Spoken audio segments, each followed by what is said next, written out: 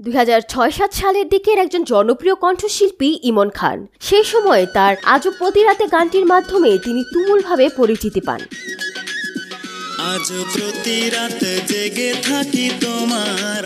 শিল্পী মনির খানের মতো তার অধিকাংশ গানগুলোই ছিল কষ্টের গান, বিরহের গান। মনির খানের গানে যেমন বহুবার অঞ্জনার নামটি উঠে এসেছে, ঠিক তেমনি ইমন খান রূপার নামে গেয়েছেন অনেক বিরহের গান।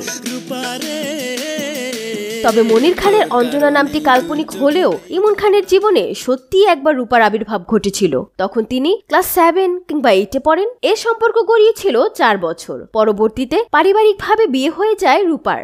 এরপরই তিনি রূপা শিরোনামে বেশ কিছু গান গান এবং এ নিয়ে গ্রামে সালিশও বসেছিল। কিন্তু নাছোড়বান্দা ভাগ্যকে মেনে নিলেও আজও তাকে ভুলতে পারেননি। এখনো গানে গানে তাকে স্মরণ করেন। বর্তমানে ইমন খানের নিজস্ব একটি ইউটিউব চ্যানেল রয়েছে এবং সেখানে আজও হরহামেশাই সেই রূপার নামের গান শোনা যায়। মাঝে মাঝে তোর কথা খুব মনে পড়ে, মাঝে মাঝে নীরবে চোখে জল ঝরে।